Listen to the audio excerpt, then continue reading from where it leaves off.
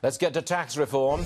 By this time tomorrow, we should know details of the full plan. Joining us now, Grover Norquist, Americans for Tax Reform president. Grover, I've got a nasty feeling that the top 1% of taxpayers, top 1% of income earners will be paying the same or more in tax under this new plan. I don't like that. What say you? Well, I think we should be going for the original commitment to cut taxes for everybody in the country. They're going to be trying to fit a lot of tax cuts inside a box that's too small, thanks to the CBO and the folks who do tax projections in the future. We need to move as much as we can, as large, as more pro-growth of tax policy as we can. But remember, we have a tax cut every year that we have a Republican House, Senate, and President. We'll be back with additional cuts. But we will get rid of the death tax. We will get rid of the alternative minimum tax. I believe you'll see everybody's tax rate come down when this is finished.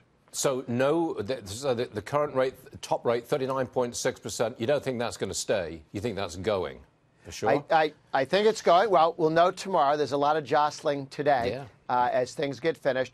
At a minimum, they'll take that 39, not at 400,000, move it up towards $1 million or higher, which is a significant tax cut.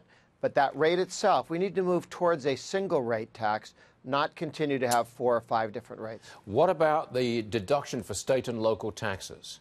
If that deduction goes away, you know, the people who are Republicans in New York, New Jersey, California, Illinois, et cetera, they're going to be paying a whole lot more in tax. I mean, you want to see that? Well, remember, the alternative minimum tax takes away that deduction anyway for quite a number of people. 95% of Americans are going to itemize. So it's an awful lot of the country that isn't going to see any change at all there. At the end of the day, over time, we ought not to be subsidizing corrupt big city political machines by allowing you to deduct the property tax, or incompetent states like California, which have a 13% plus income tax rate. The only way to get those down are to take away the subsidies, and then the people of California and the people of Chicago, it's their job to speak to the politicians that have put themselves in that ridiculous high tax position. We can't solve all the problems for people in New Jersey and New York and California. It's their responsibility to tell their politicians to bring those taxes down. Okay, now there was a report yesterday in the middle of the market action that this 20% tax rate on corporations would be phased in over a number of years.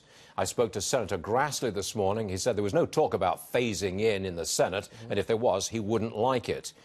Is it safe to assume that we're going to go to a 20% corporate tax rate immediately, no phasing in? That is right now the plan. They're going to be bouncing around over the next several weeks. Speak to your congressman, speak to your senator, make sure they understand that while I believe tomorrow they will go to it immediately, there will be pressure because there are other competing tax reductions. People go, oh, could we do that later and have more room for my favorite tax cut?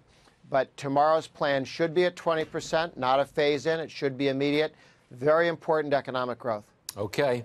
I get the impression that this is not the tax plan you would really like, Grover, but nonetheless, it's the tax plan we've got. Can I summarize it like that? It is a fine first big step, a big step, but it's a first step. We're going to have a long way to go. Okay. Keep plugging away for us. Thanks very much, Grover. Good stuff. Thank you.